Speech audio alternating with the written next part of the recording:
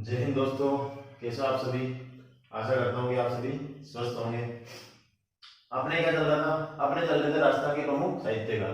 और राजस्थान के प्रमुख साहित्यकार में अपन ने 3 साहित्यकार देख लिए थे और आज अपन देखने जा रहे हैं चौथा साहित्यकार। उनका नाम क्या है? उनका नाम है पृथ्वीराज राठौड़। नाम तो सुना ही होगा आपने इनका।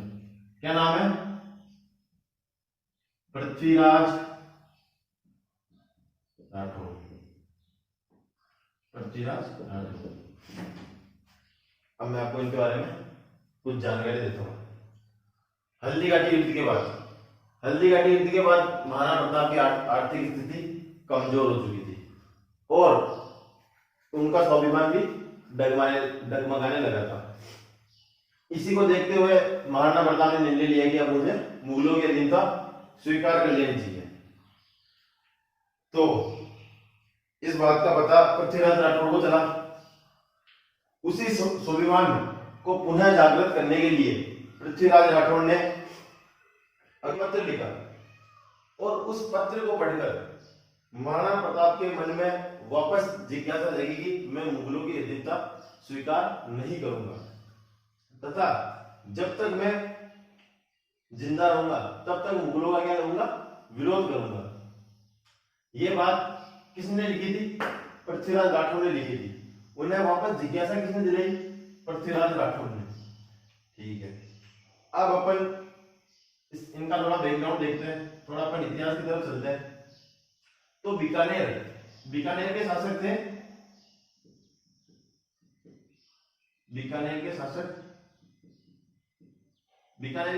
थे राव जेत सिंह।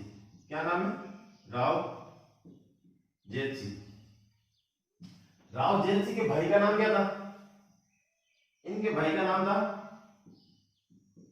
मालदेव। इनके भाई ने मालदेव ने, ये मालदेव कहाँ का शासक था? ये शासक था मारवाड़ का। कहाँ का शासक था? मारवाड़ का। जोधपुर का शासक था। ये कहाँ का शासक था? जोधपुर। ठीक है भाई। इस मालदेव ने इनके ऊपर क्या कर दिया? आक्रमण कर दिया। क्या कर दिया? आक्रमण कर दिया। उस आक्रमण को अपन क्या बोलते हैं? उसको बोलते हैं अपन पाहेवा का युद्ध। कौन सा युद्ध? पाहेवा का युद्ध। पाहेवा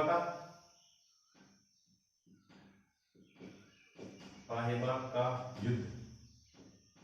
और ये युद्ध कब हुआ था? ये हुआ था 1541 में। ठीक है, इस युद्ध में राव जयसिंह सिंह मारे जाते हैं। अब इनका पुत्र था, राव जयसिंह सिंह मारे गए। इनके पुत्र का नाम था कल्याणमल। क्या नाम था? कल्याणमल। ये कौन था? इनका पुत्र था कल्याणमल। तो अब बीकानेर पे शासक किसका हो गया? मालदेव का। अब अगला शासक कौन बनेगा बीकानेर का? बनना तो ये चाहिए कल्याणमल, लेकिन कब्जा किसने कर लिया? मालदेव ने कर लिया।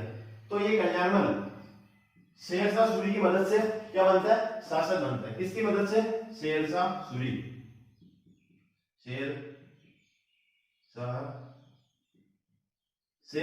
की मदद से क्या बनता है? ये मदद से क्या बनता है? शासक बनता है। ठीक है भाई। अब शासक कौन बन गया भाई? कल्याणमल जी। अब इनके 2 पुत्र हुए। कल्याणमल के कितने पुत्र हुए? 2 पुत्र। इन 2 पुत्रों में से पहले पुत्र का नाम क्या था? पहले पुत्र का नाम था राय सिंह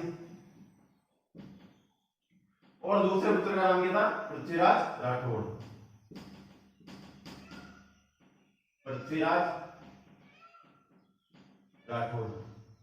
ठीक है भाई। पहले पुत्र का नाम क्या था? राय सिंह और दूसरे पुत्र का नाम पृथ्वीराज राठौड़। इधर दिल्ली का शासक कौन? शेरशाह सूरी, जिसने किसकी मदद की थी? कल्याणमल की मदद की थी ना। शासक कौन है? दिल्ली का शासक शेरशाह सूरी। अब शेरशाह सूरी के बाद भाई कौन आएगा? शेरशाह सूरी के बाद आता है हुमायूं। शेरशाह सूरी के बाद कौन आता है? हुमायूं। और हुमायूं के 1 साल बाद कौन आ जाता है? अकबर। 1 साल बाद अकबर आ जाता है। ठीक है, जैसे ही अकबर आता है तो अकबर एक दरबार का आयोजन करता है। किसका? दरबार का आयोजन करता है। और ये दरबार का आयोजन क्यों करता है? ये दरबार का आयोजन इसलिए करता है कि इसको पता लगाना था कि भाई अपने तरफ कौन कौन है। अपन अगर दरबार लगाते हैं तो राजपूत शासक अपने दरबार में कौन कौन आते हैं उसका पता लगाने के लिए ये एक दरबार लगाता है। अकबर दरबार लगाता है, उस दरबार का नाम क्या था? उस दरबार का नाम था नागौर दरबार। कौन सा दरबार लगाता है? नागौर, नागौर दरबार, नागौर दरबार लगाता है। और ये कब लगाता है नागौर दरबार? नागौर दरबार लगाता है भाई 1570 में। ये राजपूत शासकों की मंशा देखना चाहता है कि भाई कौन कौन अपनी साइड है और कौन कौन अपनी साइड नहीं है, इसलिए ये दरबार लगाता है। तो ये दरबार लगाता है, तो इसी दरबार में अपने बीकानेर के शासक कौन उपस्थित होते हैं? कल्याणवल जी। कौन आते हैं? कल्याणवल जी दरबार में उपस्थित होते हैं। और ये दरबार में उपस्थित होते थे, लेकिन ये अपने दोनों पुत्रों के साथ होते हैं। किस किस के? कल्याणवल जी, राय सिंह और पृथ्वीराज के साथ दरबार में उपस्थित होते हैं। ठीक है भाई, दरबार में गए। अब ये कौन? अकबर। अकबर राय सिंह की सैनिक शक्ति, किसकी? राय सिंह की सैनिक शक्ति से प्रसन्न होकर ये इसे अपने दरबार में रख लेता है। किसको? राय सिंह को। इसकी सैनिक शक्ति से प्रसन्न होकर ये अपने दरबार में रखता है।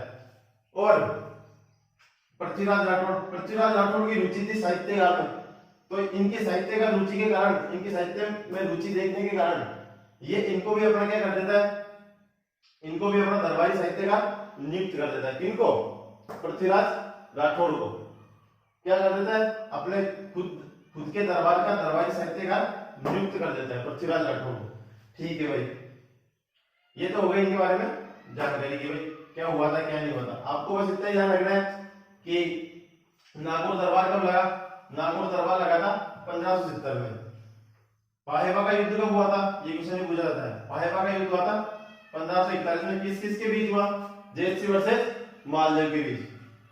ठीक है, अब अपन इनकी कुछ रचनाओं के बारे में जिक्र करते हैं। इनकी प्रमुख रचनाओं के बारे में देखते हैं अपन। उससे पहले मैं इसको रफ कर देता हूं, देख लो एक बार। आपको नोट करना है तो ये नोट कर लो। अब इनके ऊपर क्या देखते हैं? प्रमुख रचना।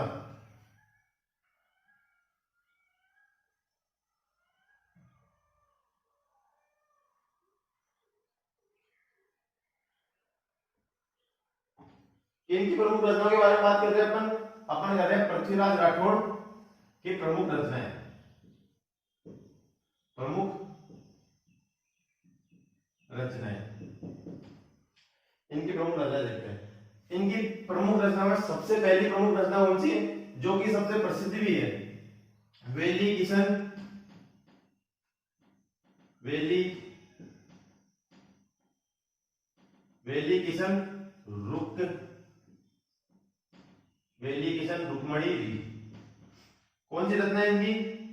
वेली किशन रुक्मणी री, ये इनकी प्रमुख रचना है। वेली किशन रुक्मणी री को दुर्सा आड़ा ने, किसने इस रचना को दुर्सा आड़ा, किसने? दुर्सा आड़ा, जो कि सिरोही का साहित्यकार था। कहां का साहित्यकार था ये? सिरोही का।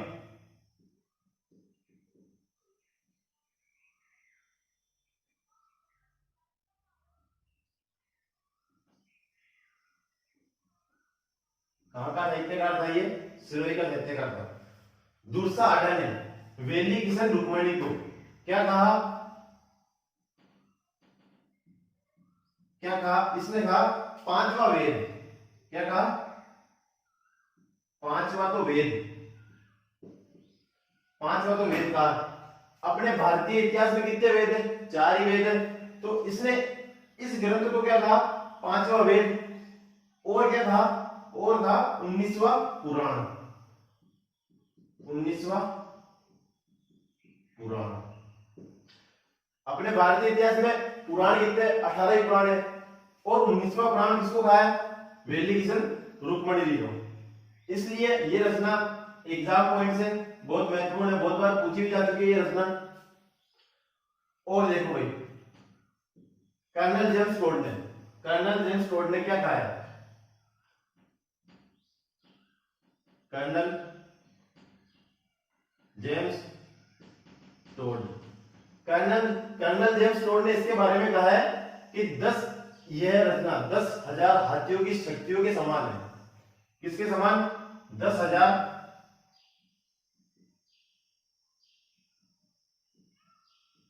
हाथियों की शक्ति के समान।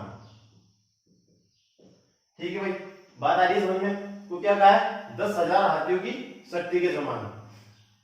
ठीक है, अब इनकी अपन दूसरी रचना के बारे में जिक्र करते हैं। तो इनकी दूसरी रचना है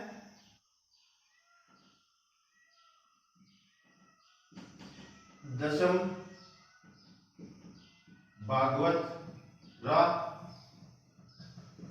दोहा। क्या है इनकी दूसरी रचना? दशम भागवत दोहा। और देखते हैं इनकी रचना। इनकी रचना क्या है? गंगा गंगा लहरी। ये भी इनकी प्रमुख रचना है। ठीक है भाई, ये तो हो गई इनकी रचनाओं के बारे में बात। अब अपन इनकी उपाधि के बारे में देखते हैं। इनको उपाधि क्या क्या दी गई थी? उपाधि, तो इनको जो पहली उपाधि दी गई थी, पहली उपाधि किसकी दी गई थी? पीथल की। किसकी दी गई थी? पीथल की। पीथल की दी गई थी। तो ये भाई पीथल का क्या मतलब है? तो अपने राजस्थान के इतिहास में एक ऐसा हिंदुआ सूरज जिसको अपन सभी जानते हैं, उनका नाम क्या है? उनका नाम है महाराणा प्रताप। उनको तो पाथल की उपाधि दी गई थी और इनको किसकी? पीथल की उपाधि। और ये उपाधि दी किसने थी? ये उपाधि दी थी कन्हैयालाल सेठिया ने। किसने? कन्हैयालाल सेठिया ने। इसकी इनकी दूसरी उपाधि के बारे में बात करते हैं। इनकी दूसरी उपाधि है डिंगल का हेरोस। क्या है? डिंगल का हेरोस। ये तो इनकी फर्स्ट उपाधि हो गई। ये इनकी क्या हो गई? सेकंड उपाधि। यह भी क्वेश्चन बहुत बार पूछा जा चुका है कि भाई डिंगल का हेरोस किसे कहते हैं अपन? तो डिंगल का हेरोस किसे कहते हैं? पृथ्वीराज राठौड़ को। और पीतल किसे कहते हैं? पीतल कहते हैं पृथ्वीराज राठौड़ को। और पाथल, बात आ जाती है पीतल किसे कहते हैं? तो पीतल तो पृथ्वीराज राठौड़ को। और पाथल किसे कहते हैं? पाथल कहते हैं महाराणा प्रताप को। महाराणा प्रताप। और ये पाथल पीतल, क्या भाई? पाथल पीतल रचना किसने लिखी? यह लिखी थी कन्हैयालाल। यह लिखी थी किसने? कन्हैयालाल सेठिया ने। किसने लिखी थी? कन्हैयालाल सेठिया ने लिखी थी। चलो ठीक है, ये हो गई इनके बारे में जानकारी। तो एक बार अपन वापस देख लेते हैं इनकी प्रमुख रचना कौन सी थी। इनकी प्रमुख रचना थी वेली किशन रुक्मणी थी। और वेली किशन रुक्मणी को दुर्सा अड्डा ने क्या कहा था? दुर्सा अड्डा ने कहा था 5वां वेद और 19वां पुराण। ये किसने कहा था? दुर्सा अड्डा ने। दुर्सा अड्डा सिरोही का साहित्यकार था। इनको कर्नल जेम्स टोड ने क्या कहा था? कर्नल जेम्स टोड ने कहा था 10,000 हाथियों की शक्ति के समान। ठीक है भाई, इनको उपाधि दी गई थी पीतल। पहली उपाधि पीतल और दूसरी उपाधि डिंगल का हेरोस। पाथल पीतल पुस्तक किसने लिखी थी? यह पुस्तक लिखी थी कन्हैयालाल सेठिया ने। किसने लिखी थी? कन्हैयालाल सेठिया ने। ठीक है भाई, ये हो गया अपने पृथ्वीराज राठौड़ के बारे में जानकारी। अब मैं दो शब्दों के साथ ये वीडियो समाप्त करना चाहूंगा कि कर्नल जेम्स टोड ने ऐसा कहा है कि मारवाड़ के शासक, किसके? मारवाड़ के राजपूत शासक एक हाथ में तो तलवार और दूसरे हाथ में कलम लेके पैदा हुए। ये पता अपने को पृथ्वीराज राठौड़ से पता पड़ता है कि ये कितने बड़े साहित्यकार थे। और ये डिंगल शैली के, कौन सी शैली है?